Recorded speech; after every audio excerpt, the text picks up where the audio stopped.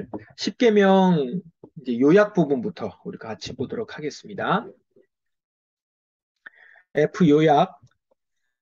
우리는 10계명에 드러난 전 율법을 가지고 있다. 그것에 의해 우리는 하나님을 향해서나 이웃을 향해 주께서 우리에게 요구하시고 금지하시는 것들을 충분히 배우게 된다. 이 모든 것들이 사랑을 가르치고 있다는 것을 파악하는 것은 쉬운 일이다. 첫 번째 돌판에 의해 우리는 특별히 경건을 배우게 되는데 그것을 요약하면 하나님을 경외하고 사랑하며 영화롭게 하는 것과 그를 고백하며 그를 부르며 그분에게 모든 것을 구하고 그분으로부터 모든 것을 기다리며 그분 안에서 우리의 보호를 찾으며 그분 안에 쉬는 것이다. 지금 요약하고 있죠. 10계명, 1계명과 1계명부터 이제 10계명에서 1계명, 4계명이 먼저 첫 번째 돌판의 내용 요약입니다. 하나님을 경외하고 사랑하고 영화롭게 하는 것, 그를 고백하고 그를 부르는 것.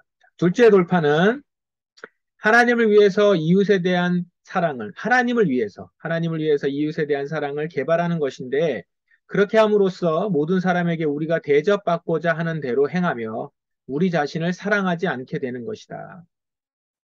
하나님을 위해서 이웃에 대한 사랑을 개발하는 것이다, 이거죠.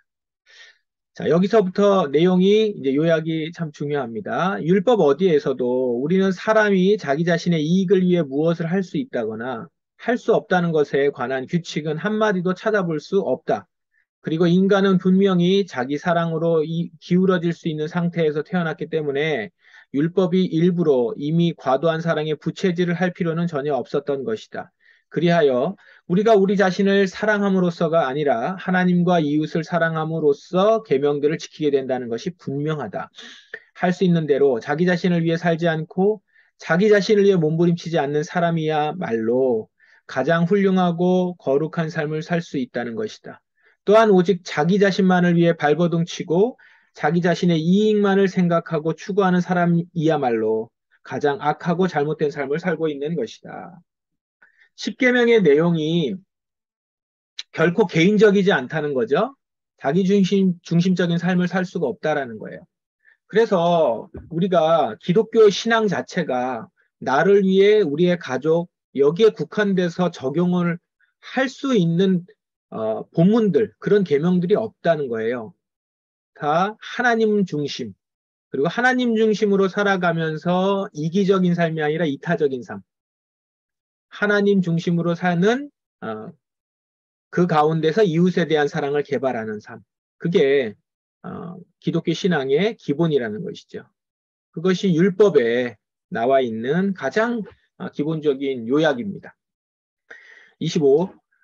그러나 우리가 간과하지 말아야 하는 사실은 겉으로 드러나는 행위뿐 아니라 생각들 그 자체와 마음의 내적 감정들까지도 하나님의 법에 의해 명령되거나 금지됨으로써 사람이 단지 어떤 일을 하지 않는다는 사실만으로 율법을 만족시켰다고 생각하지 못하게 하고 있다. 어떤 사람들은 율법을 준수하기 위해 자기들의 눈과 발과 손과 지체의 모든 부분을 삼간다.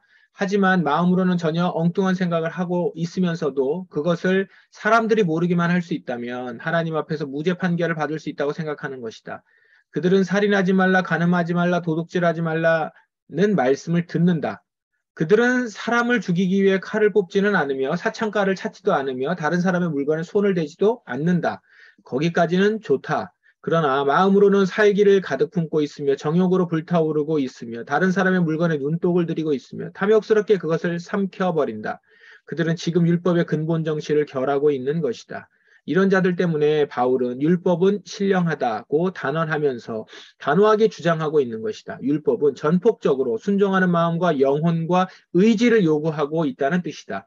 우리가 율법을 이야기하면서 행함을 얘기하고 그러다 보니까 그 문자에 나와 있는 그 내용만 지키면 마치 율법, 10계명을 다 지킬 것처럼 생각하지만 오늘 이 말씀은 뭐예요? 10계명 말씀은 그 마음, 그 마음에 순종하는 마음이 전폭적으로 순종하는 마음과 영혼과 의지가 요구되고 있다는 거죠. 율법은.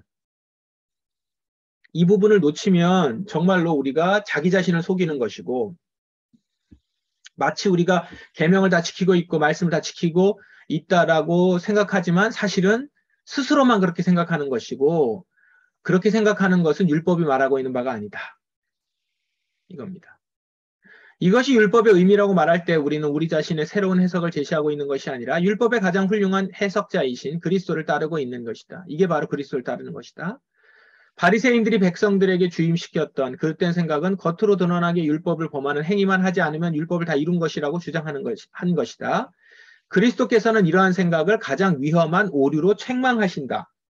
여인을 보고 음욕을 품기만 해도 간음이라고 말씀하셨으며 형제를 미워하는 자는 살인한 자라고 선언하셨으며 형제에게 노하는 자마다 심판을 받게 되고 형제에 대하여 나가라 하는 자는 공의에 잡히게 되고 미련한 놈이라고 하는 자는 지옥불에 들어가게 될 것이라고 말씀하셨던 것이다. 이게 산상설교 설명이죠. 지금 칼뱅도 십계명을 어떻게 해석하고 있는 거냐면 예수님이 해석한 방식으로 해석하는 거죠. 그러다 보니까 절대 그 글자만 지키는, 글자에 나타난 행위만 지키는 것이 아니라 글자가 담고 있는 그 안에 마음, 그리고 영혼, 의지까지도 그 안에 담겨 있다. 율법에는 그것이 담겨 있고 그렇게 행해야 된다라는 겁니다. 이러한 가르침들은 이해하지 못했던 이런 가르침들을 이해하지 못했던 사람들은 그리스도를 또 다른 모세로 생각했으며 모세 율법에 있던 결함을 메꾸기 위한 복음의 율법의 수여자라고 생각했는데 그것은 대단히 그릇된 인식이었다. 왜냐하면 그는 거기서 옛날 율법에 아무것도 더한 것이 없고 단지 바리새인들의 거짓말에 의해 모호해지고 그들의 누룩에 의해 더럽혀진 율법을 정화시키고 재천명했던 것뿐이었다. 여기 보시면 그 율법에다가 추가적으로 뭘 더한 것으로 생각하는 것은 그릇된 인식이라는 겁니다. 율법은 그 자체로 온전하고 완성된 거예요. 그렇기 때문에 율법을 폐하거나 거기에 더하거나 그런 게 아니라 율법을 거짓말로 왜곡시켰었던 누룩에 의해서 더럽혀졌던 것들을 정화시키는 것으로 예수님이 하셨다는 거죠. 예수님이 오셔서 구약의 율법을 폐한 게 아니고 말씀도 직접 하셨죠? 예수님은 율법을 완성하셨다. 그 완성하셨다는 게 율법이 모자란 걸 완성하는 것이 아니라 더럽혀진 것, 그래서 제대로 지켜지지 못한 것을 제대로 지키는 그 표본과 모범을 보여주심으로써 완성했다는 거죠. 그 측면을 지금 여기서 말씀하고 있습니다. 자, 요약됐고요. 이제 그 요약과 이어져서 율법에 대한 내용, 그리고 율법과 우리의 믿음에 대한 내용을 오늘 이 칭의에서 다루고 있습니다. 내용이요. 읽어보신 분 그렇게 어렵지는 않을 겁니다. 어렵지는 않고 그냥 정리하는 내용이고요. 많은 내용을 담고 있지 않아요. 중요한 핵심적인 내용. 근데 핵심적인 내용을 오늘 이 칭의 부분에서 쭉 다루고 있습니다. 그 내용을 오늘 같이 보겠습니다. 26. 동일한 무지나 악의에 의해 복수하지 말라 원수를 사랑하고 하라고 하는 이러한 계명들을 이것들은 먼저 유대인들에게 그리고 그 다음에 모든 그리스도인들에게 전달되었는데 이러한 계명들을 우리의 대적들은 우리가 지키든 지키지 않든 자유로운 권고로 바꿔버렸던 것이다. 우리의 대적들이라고 하면 이제 로마 가톨릭 그의 사상들을 이야기합니다. 그들은 율법을 자유로운 권고로 바꿔버렸다는 거예요. 게다가 그들은 수도사들에게 그 계명들을 지킬 의무를 부과함으로써 수도사들은 이 한 가지 점에서 평범한 그리스도인들보다 더 의로운 사람들이 되게 했던 것이다. 말하자면 그들은 자발적으로 이 권고들을 지키기로 서약하는 것이다. 그리고 그들이 그것들을 율법으로 받아들이지 않기로 했던 이유는 그것들이 너무나 부담스럽고 중해 보였기 때문에인데 특별히 은혜 율법하에 있는 그리스도인들에게는 더욱 그러했기 때문이다. 그리하여 그들은 우리가 이웃을 사랑해야 한다는 하나님의 영원한 법을 감히 폐지하고 있는 것이다. 이게 이제 로마 가톨릭이 당시에 계명에 대한 가르침이었고 이건요 로마 가톨릭에 대한 가르침뿐만 아니라 오늘날 우리가 율법 계명을 보면서 갖는 잘못된 그런 가르침의 배움입니다. 그래서 특히 이게 산상설교 같은 거 볼 때 이렇게 해석하는 경우가 있거든요. 이걸 한번 제가 잠깐 정리를 해드릴게요. 한번 그냥 써볼까요? 오늘 한번 써볼까 해가지고 쓰면서 같이 보면 좋을 것 같은데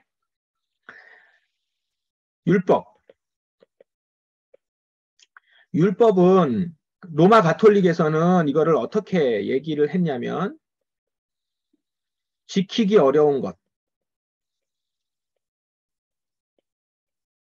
이렇게 봤습니다. 그러다 보니까 이것은 율법은 뭐로 이제 해석을 하냐면 권고사항이다라는 거예요. 권고사항. 권고사항이기 때문에 일반 신도들은 지켜도 되고 안 지켜도 되고 안 지켜도 되고.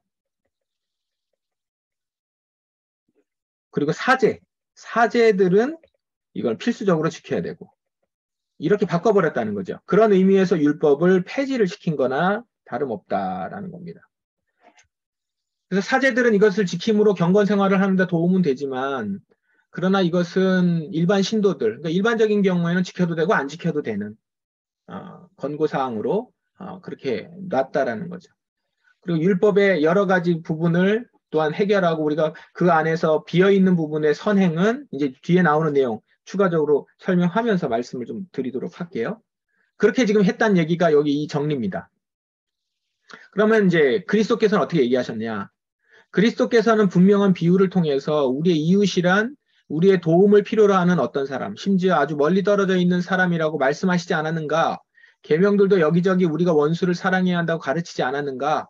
우리는 줄인 자에게 먹을 것을 주어야 하며 길을 잃어버린 원수의 소나 나귀를 원수에게 인도해 주어야 하며 그것들이 짐을 너무 많이 실어 짜부러져 있는 것들을 보면 버려두지 말고 도와줘야 한다는 명령을 받고 있는 것이다. 주의 말씀이 영원하지 않은가? 원수 갚는 것이 내게 있으니 내가 갚으리라. 그러고는 내가 묻노니 이 말씀들은 무엇을 뜻하는가? 너희 원수를 사랑하며 너희를 박해하는 자를 위하여 기도하라. 이같이 한즉 하늘에 계신 너희 아버지의 아들이 되리라. 그렇다면 누가 하늘에 계신 아버지의 아들이 될 수 있는가? 수도사들인가? 이제 이 말은 뭐예요? 수도사들에게만 이 사항을 지키라고 했으니까 그러면 그렇게 아버지의 아들들이 되는 것, 이 계명을 지키는 수도사들만이 아버지의 아들들이 되는가? 그거 아니잖아요. 만일 수도사들만이 감히 하나님을 아버지라 부른다면 별 문제 없을 것이다. 이러한 이유로 인해 하나님의 자녀들이 지고 있는 공통의 몽해를 제멋대로 벗어버리는 자들은 사탄의 자녀로서의 자기 본성을 드러내는 것이다. 그러나 그들은 얼마나 어리석게 항변하고 있는가? 이것은 그리스도인들에게는 너무나 무거운 짐이다. 이렇게 말한다는 거죠. 마치 우리가 마음을 다하고 목숨을 다하고 힘을 다해서 하나님을 사랑하는 것보다 더 어려운 어떤 것을 생각할 수 없는 것처럼 말이다. 이 율법에 비교해 볼 때 모든 것이 쉽게 생각할 수 있을 것이다. 우리 원수를 사랑하라는 계명이나 복수심을 우리 마음에서 추방하라는 계명까지도 말이다. 우리의 연약한 본성에 비추어 볼 때 계명 중에 지극히 작은 것 하나까지 지킨다는 것은 실로 힘들고 어려운 일이다. 우리는 주 안에서 덕스럽게 행동한다. 명하신 것을 주시고 원하시는 것을 명하소서. 은혜의 율법 아래 있는 그리스도인이 된다는 것은 율법 밖에 고삐가 풀린 채로 방황하는 것이 아니라 그리스도에게 접붙이는 것을 의미한다. 지금 여기서 은혜의 율법 여기 보시면 은혜의 율법하에 있는 은혜의 율법하에 있는 그리스도인들에게는 이렇게 이제 얘기를 하면서 이들에게 있어서는 율법을 지키는 것, 은혜의 율법을 가지고 있는 자들한테 율법을 지키라고 하는 것은 너무 힘든 것이다. 그래서 폐지한다는 거거든요. 근데 여기 보세요. 은혜의 율법 아래 있는 것은 그리스도인 된다는 건 뭐라고요? 고삐 풀린 채 방황하는 것이 아니라 그리스도에게 접붙이는 것이다.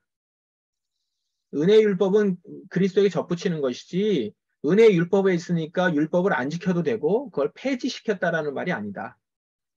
그리스도의 은혜로 인해 우리는 율법의 저주에서 해방되며 그리스도의 영에 의해 율법이 우리 마음에 새겨지게 하는 것이다. 바울은 이 은혜를 율법이라 불렀는데 엄격한 의미에서가 아니고 하나님의 법을 암시하는 것이다. 그것에 의해 그는 은혜와 율법을 대조시키고 있다. 율법이라는 말을 가지고 이 사람들은 물을 철학적으로 사색하고 있었던 것이다. 은혜를 그냥 율법이라고 불렀는데 그것은 하나님의 법을 암시한다라는 의미라는 거예요. 자, 이 율법을 조금이라도 어긴 자들이나 온전히 지키지 못한 자들은 비록 그것을 다 지키는 것이 우리 능력 밖의 일이라 할지라도 주님에 의해 무섭고도 중한 벌을 받게 된다는 것을 여러분은 이미 들었을 것이다. 그리하여 우리는 모든 율법을 범한 자들로 판결을 받게 된다. 그리고 죄인들을 향해 선포되는 저주는 단지 우리 중 몇 사람에게만 해당하는 것이 아니라 우리들 모두에게 해당되는 것이다. 자, 그러므로 만일 우리가 율법을 바라본다면 우리는 낙심하고 당황하고 절망할 수밖에 없다. 왜냐하면 우리 모두가 그것에 의해 정죄되고 저주받기 때문이다. 자, 여기까지 읽어보고 이거 한번 정리해 볼까요? 로마 가톨릭은 그렇게 얘기를 했지만 성경은 어떻게 얘기한다고요?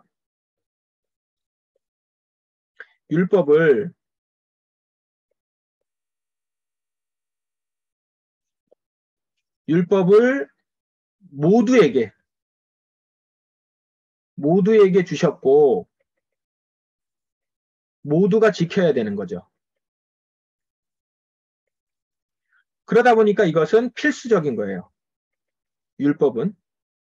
필수적인데 다 못 지키려고 하다 보니까 모두가 지키질 못해요. 그러다 보니까 모두가 다 절망합니다. 여기까지 얘기해요. 자, 그러면 우리 모두가 정죄받고 저주받기 때문입니다. 율법 아래 있는 모든 자는 저주 아래 있는 자라는 바울의 말은 그것을 두고 한 말입니다. 그리고 율법은 모든 것을 인간의 탓으로 돌려 인간을 저주하고 죄를 깨닫게 하고 책망하는 것 외에 아무것도 할 수 없다. 한마디로 말하면 하나님의 심판 안에서 인간을 정죄할 수밖에 없는 것이다. 그리하면 하나님만이 의롭다 하시고 모든 육체는 그분 안에서 입을 다물게 되는 것이다. 이 절망하게 된다는 거예요. 율법 아래서. 그러나 우리는 오늘날 많은 사람들이 흔히들 자랑하는 것에 대해 이러쿵저러쿵 하지 않는다. 그들이 행위의 공로를 통해 완전하고도 궁극적인 의를 획득했다는 것이 불가능한 것임을 고백하지 않을 수 없게 된 후 그들은 결코 율법을 완성할 수 없는 거로 실제 그런 고백을 하고 있다. 그러나 그들이 모든 영광을 빼앗긴처럼 보이지 않기 위해 말하자면 완전히 하나님께 굴복한 것처럼 보이지 않기 위해 그들은 부분적으로 율법을 지켰으며 그 점에 관한 한 자신들이 의롭다고 주장한다. 모두가 죄인인데 이것을 인정하고 싶지 않아서 우리는 그래도 부분적으로 율법을 지키고 있다. 그 점에 관해서 우리는 조금이라도 의롭다라는 거예요. 그리고 부족한 것은 보속과 공덕의 행위에 의해 보충된다고 그들은 주장한다. 이 보속이 뭐예요? 이게 보속이 그 로마 가톨릭에서 고해성사 이후에 하는 그런 실천한 속죄 행위, 세티스팩티오라고 하죠. 그런 그 어떤 손해배상인데 이런 고해성사 이후에 실천하는 속죄 행위를 이제 말해요. 그거하고 이제 공덕의 행위, 계속 덕을 쌓는 행위, 그것들을 통해서 보충할 수 있다라고 얘기를 한다는 거예요. 그들은 그것을 자신들의 부족에 대한 보석이라고 생각한다. 자기들 자신의 진정한 본성에 대해 한 망각과 하나님의 공의에 대한 멸시와 자신들의 죄에 대한 무지가 그들을 이러한 오류에 빠지게 했던 것이다. 성경이 아담의 모든 자손들에 대해 묘사하고 있는 것 외에 다른 모습으로 자신을 생각하고 있는 자들은 확실히 자신에 대한 지식, 셀프 날리지가에서 멀리 떠난 자들이다. 자기 자신을 모르고 있다는 거죠.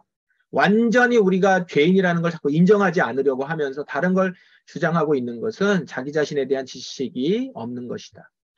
성경은 다음과 같은 묘사를 하고 있다. 즉 그들은 거짓되고 심히 부패한 마음을 가지고 있으며 사람의 마음에 계획하는 바가 어려서부터 악하며 그들의 모든 생각은 허무하며 그들은 흑암에 비치며 모든 사람이 양 같아서 각기 제 길로 갔으며 선을 행하는 자는 한 사람도 없으며 지각이 있어 하나님을 찾는 자가 하나도 없으며 저희 눈앞에 하나님을 두려워함이 없으며 한마디로 그들은 육신이 된 것이다.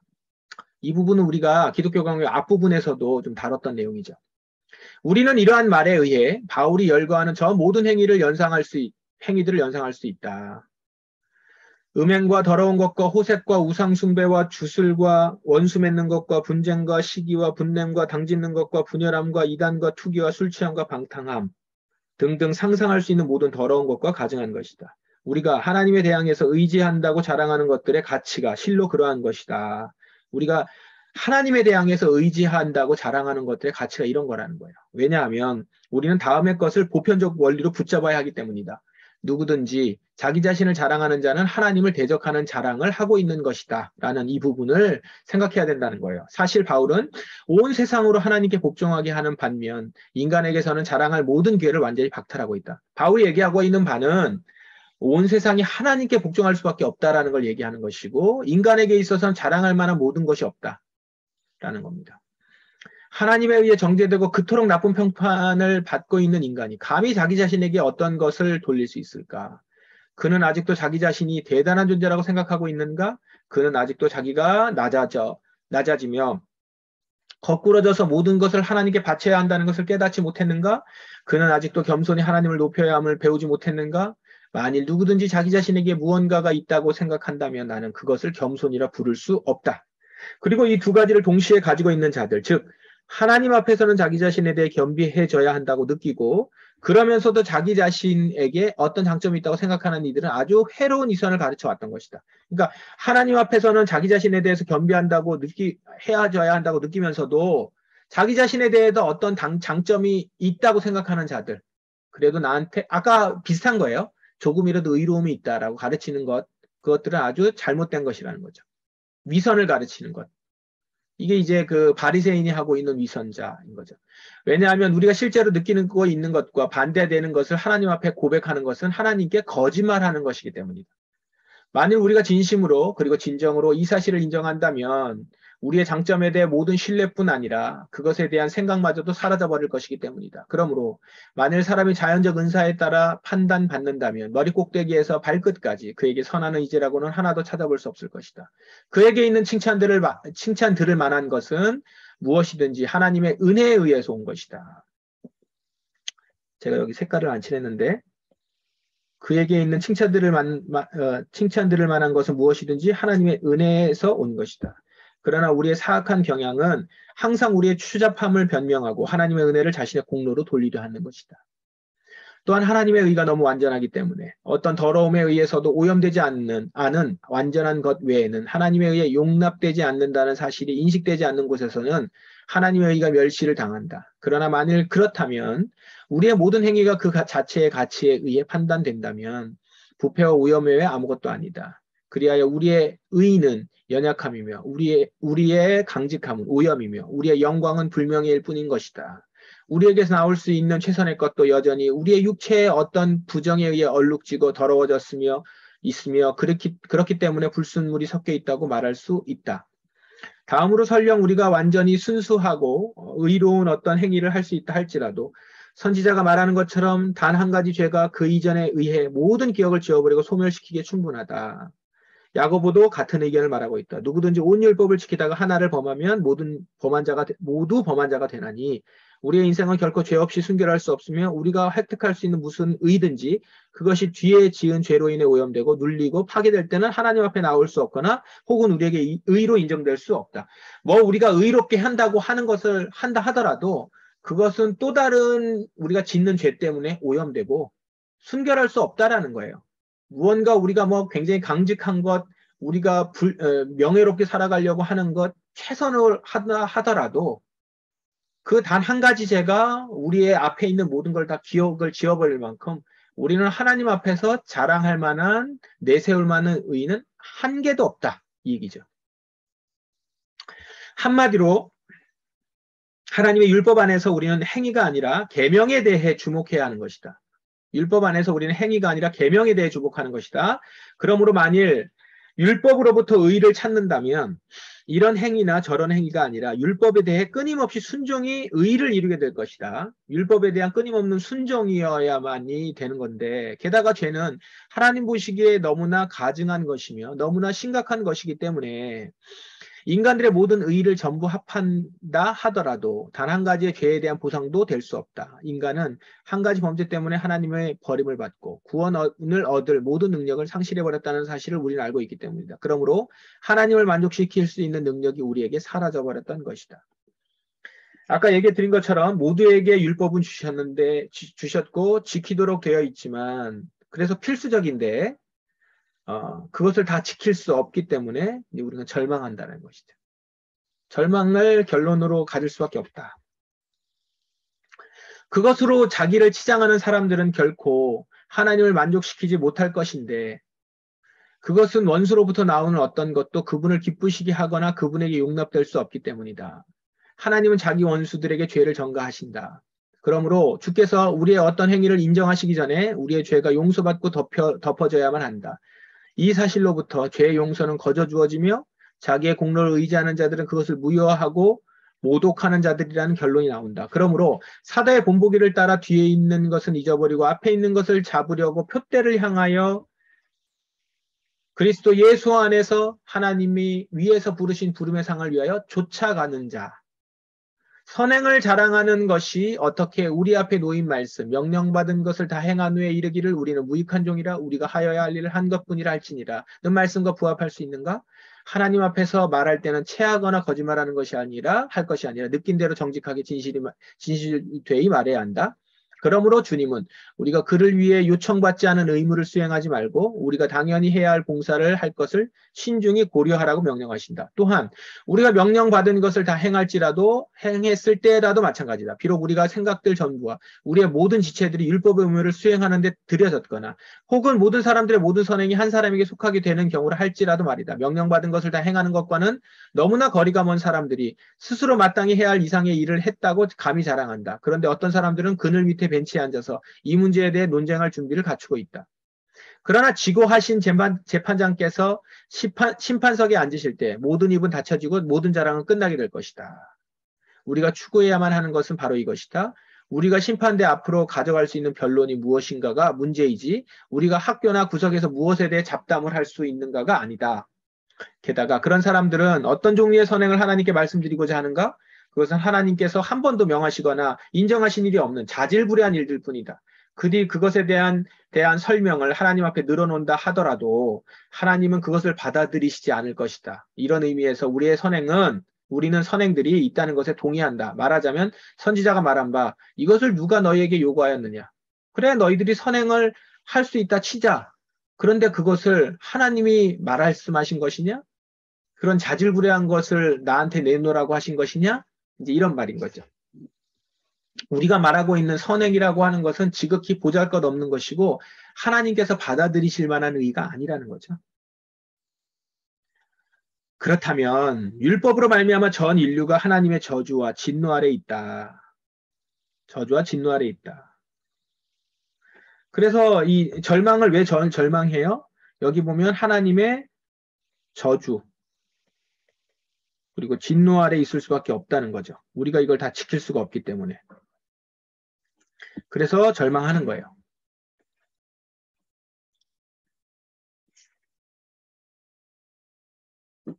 그리고 그것에 대해 해방되기 위해서 율법의 권세에서 떠나는 것, 즉 율법의 굴레에서 노임을 받아 자유롭게 되는 것이 필요하다. 그렇죠? 이제 저주 아래 있을 수밖에 없으니까. 이것은 육신적 자유가 아니다. 육신적 자유는 우리를 몰아가서 율법을 준수하지 못하게 할 것이며 우리가 모든 일에 방탕하도록 유혹할 것이며 마치 고피가 풀린 것처럼 우리의 정욕이 활개치게 한다. 그러니까 이 부분이에요. 이게. 앞에서 얘기한 것처럼 지키기 어려운 것이니까 권고사항으로 만들어서 안 지켜도 되고 지켜도 되고 이렇게 육신적인 자유를 주는 것으로 갔는데 그게 아니라 영적 자유라는 거죠. 이 모두의 절망을 바꿀 수 있는 필요가 있다. 필요하다는 겁니다. 우리에게. 육신적 자유는 그렇고 이제 오히려 영적 자유가 상하고 낙심한 심령을 위로하고 일으켜 세워서 그것이 저주와 정죄로부터 자유함을 보여주는 것이다. 율법은 양심을 짓누르고 속박하여 저주하고 정죄했던 것이다. 우리가 믿음으로 그리스도 안에 있는 하나님의 자비를 붙잡을 때 우리는 이 자유, 즉 율법에 대한 종속으로부터 해방을 얻게 되는 것이다. 우리가 죄의 용서를 확신하게 되는 것은 믿음에 의한 것이기 때문이다. 그러니까 이제 이게 뭐냐면 이제 뒤에까지 읽고선 정리를 해봅시다. 율법은 우리의 양심을 찌르고 괴롭혀서 죄를 깨닫게 했던 것이다. 그러나 하나님은 많은 사람들이 바보스럽게 믿고 있는 것처럼 영 단번에 사죄의 은혜를 우리에게 베푸셔서 우리가 과거의 죄를 용서받은 뒤에는 율법에서 의를 찾도록 하시지 않는다. 이것은 우리를 거짓 소망으로 인도해서 우리를 비웃고 조롱하게 할 것이다. 우리에게 사죄의 은혜를 베푸셔서 과거의 죄를 용서받는 것을 율법에서부터 의의를 찾도록 하지 않으셨다는 거예요. 우리가 육신을 입고 사는 동안은 완전에 이를 수 없기 때문에 그리고 율법이 행에 있어서의 완전한 의의를 획득하지 못하는 모든 자에게 죽음과 심판을 선언하기 때문에 만일 하나님의 자비가 율법에 대항해서 계속적인 사죄에 의해 우리를 거듭 용서하지 않는다면 율법은 항상 우리를 고소하고 정죄할 근거를 가지게 될 것이다. 그러므로 내가 서두에서 말했던 바는 항상 타당하다. 만일 우리가 우리 자신의 가치에 의해 판단을 받는다면 우리가 열과 성을 다해 무엇을 계획하고 수행하든 간에 우리는 사망과 혼란만을 얻게 될 것이다. 이렇게 해서 율법을 통해 우리에게 제공되는 약속들은 모두 부질없고 헛된 것들이다. 왜냐하면 우리가 율법을 준행한다고 하는 이러한 조건은 결코 성취될 수 없기 때문이다. 되지 않을 것이기 때문이다. 즉 약속들은 그 조건이 내 성취에 달려있고 그 조건이 성취되어야만 이루어지는 것이기 때문이다. 사도는 계속해서 이 점을 강조하고 있다. 만일 율법에 속한 자들이 성석자이면 믿음은 헛것이고 약속은 파기되었느니라. 그런 두 가지 사실을 추론하고 있다. 첫째, 만일 약속이 우리 행위의 공로를 바라보거나 혹은 율법의 준수에 의존한다면 믿음은 무력하고 취소된 것이라는 사실이다. 왜냐하면 자기 마음속에서 율법을 만족시켰다고 진심으로 확신할 수 있는 사람은 아무도 없을 것이기 때문에 율법 안에서 확실한 신뢰를 가지고 편안히 쉴 수 있는 사람이 아무도 없을 것이기 때문이다. 이러한 사실의 증거를 너무 멀리서 찾을 필요 없이 누구든지 정직한 눈으로 자기 자신을 바라보기만 하면 자기를 봐라 이거죠. 자기 자신의 증인이 될 수 있을 것이다. 그렇다면 먼저 의심이 모든 사람들의 마음에 들어오게 될 것이며 마침내는 절망이 찾아들게 될 것이다. 여기 절망 나오죠. 자기에게 얼마나 무거운 빚이 있는가 하는 것과 자기에게 부과된 조건으로부터 얼마나 멀리 떨어져 있는가를 깨닫는 동안의 말이다. 이미 억눌리고 소멸된 신앙을 보라. 신앙을 가진다는 것은 흔들리거나 변하거나 요동하거나 주저하거나 우유부단하거나 해서 마침내 절망하게 되는 것과는 반대되는 것이기 때문이다. 오히려 신앙을 가진다는 것은 계속적인 확신과 온전한 신뢰 속에서 마음을 강하게 하는 것이며 안식할 자리를 가지는 것이다. 둘째, 여기서 또 한 가지 사실이 대두된다. 또한 약속 그 자체가 폐기 처분된다. 약속은 믿음을 가진 자들에게 성취되어야만 하는 확실하고도 불변하는 신념을 가진 자들에게만 약속이 성취될 것이다. 그러므로 믿음이 없으면 약속이 소용없을 것이다. 결과적으로 어떤 구원의 소망을 제시하기 위해 우리를 위한 새로운 약속들이 제공되어야만 한다. 새로운 약속, 이 모든 절망으로 우리는 아무것도 지킬 수 없는 자가 됐을 때 새로운 약속이 이제 필요한 거죠. 새로운 약속. 이 새로운 약속이 제시가 됐고요.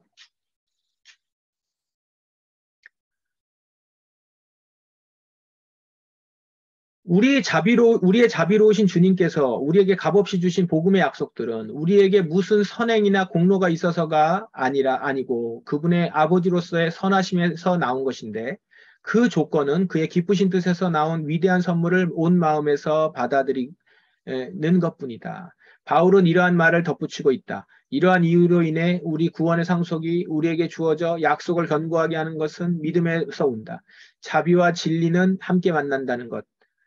즉 하나님께서 자비롭고 약속하신 것은 무엇이든지 그가 또한 신실하게 이루신다는 사실을 알고서 하나님의 자비만을 의지하는 신앙은 참으로 확실하다. 그리고 오직 믿는 자들만을 위해 성취될 수 있는 견고한 약속이 그 확실한 신앙을 뒤따르게 된다. 새로운 약속이 제시가 됐어요. 이 새로운 약속은 하나님 아버지의 선하심, 다른 표현으로는 자비라고 나왔어요. 자비. 자비로부터 나온다는 거죠. 이건 이제 뒤에 가면 또 뭐라고 나오냐면 그리스도의 의라고 해요. 그리스도의 의를 통해서. 이게 이제 우리에게 주어져서 이것은 우리는 뭘로 받아들여요? 이것을 받아들여요. 이 받아들임이 뭐냐면 믿음이에요.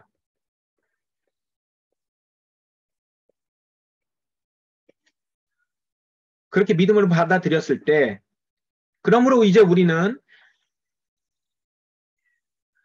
우리의 구원이 우리의 어떤 가치나 우리에게서 나오는 어떤 것에 있지 않고 오직 하나님의 자비에만 있다는 것을 인식해야 한다. 따라서 이 자비 위에 우리는 우리의 소망, 모든 소망을 세우고 깊이 뿌리박아야 하며 우리 행위에 대한 어떤 기대를 하거나 그것으로부터 도움을 구해서도 안 된다. 그 행위가 아니라는 거죠. 사실상 신앙의 속성은 귀를 열고 눈을 닫아서 인간의 모든 공로나 가치로부터 주의를 돌려 약속을 행하게 하는 것이다. 만일 우리가 우리 자신에 대해 깊은 불신을 가지지 않는다면 하나님을 충분히 신뢰하는 것이 불가능할 것이기 때문이다. 우리가 우리 자신에게 먼저 실망하지 않으면 결코 하나님께 소망을 두지 않을 것이다. 우리가 자기 자신에게 아무것도 없다는 것을 체험하지 않고서는 그분 안에서 충분한 위로를 얻을 수 없을 것이다. 우리 자신에게 있는 모든 영광을 포기하지 않으면 우리는 결코 그분 안에서 영광을 누릴 수 없을 것이다. 결과적으로 우리의 모든 자신감이 완전히 꺾이고 그 대신 그분의 선하심을 의지하게 될 때 우리는 하나님의 은혜를 붙잡고 획득하게 되며 우리의 공로를 잊고 그리스도의 선물들을 받아들이게 된다. 이것이야말로 진정한 신앙을 가진다는 것이 의미하는 바다. 그러나 그리스도를 통하지 않고서는 아무도 이러한 확신을 가질 수 없다. 오직 그분의 축복에 의해서 우리는 율법의 저주에서 자유로워진다. 저주는 우리 모두에게 선포되고 선언된 것이다. 왜냐하면 우리 조상 아담으로부터 성속된 연약함 때문에 우리는 자기 자신을 위해 구원을 얻고자 하는 사람들에게 요청되는 율법의 행위를 성취할 수 없기 때문이다. 그렇다면 그리스도의 의로 말미암아 우리가, 여기 그리스도의 의 나오죠? 의로 말미암아 우리가 의로워지며 율법을 성취하게 되는 것이다.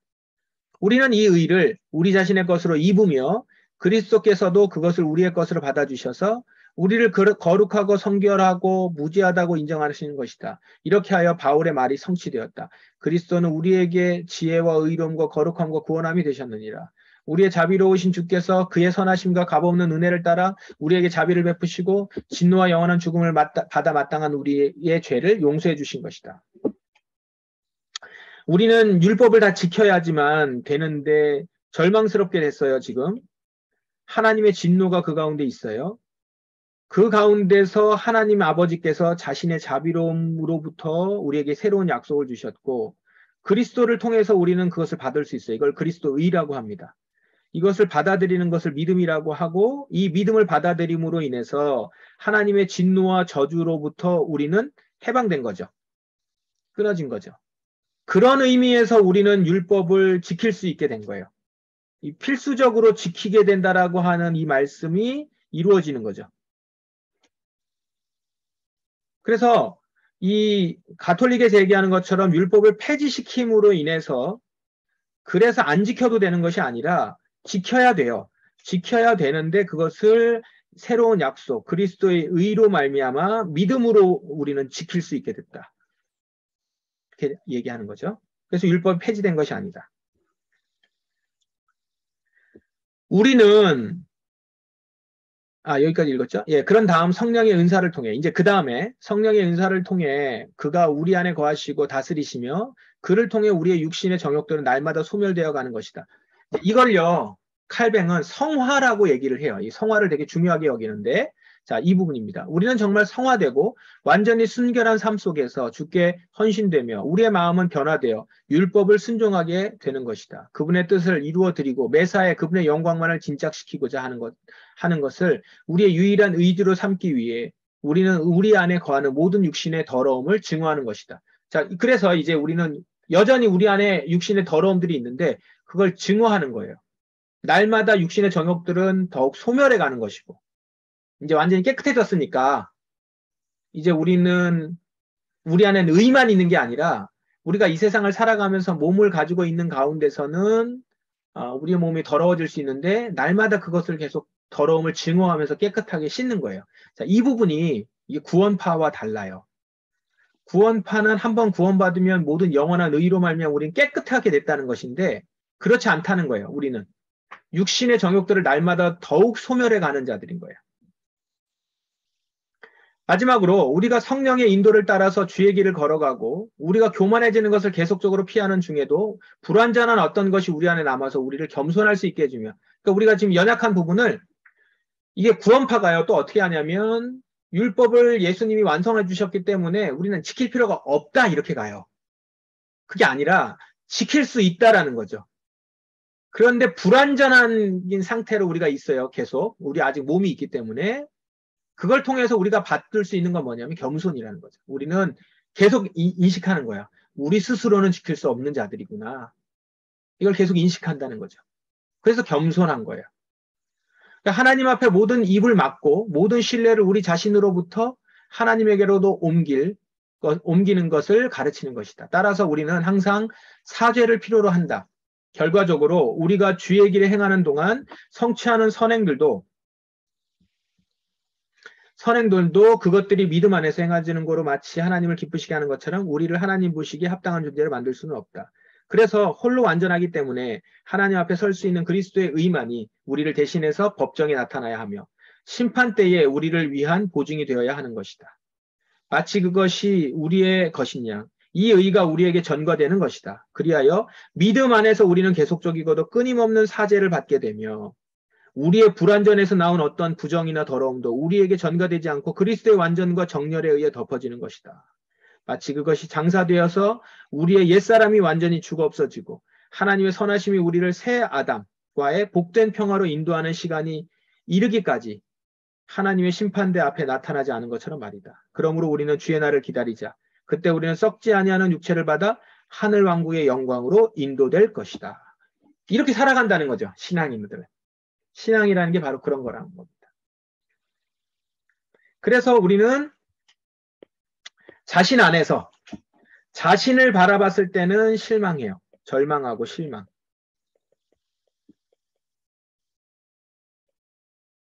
하나님을 향해서 하나님을 바라보면서 우리는 그런데 뭐를 가져요? 소망을 갖는 거죠. 자, 이게 우리 그리스도인의 원리예요. 그렇기 때문에 여기에 뭐가 나오냐면 겸손이 나오죠.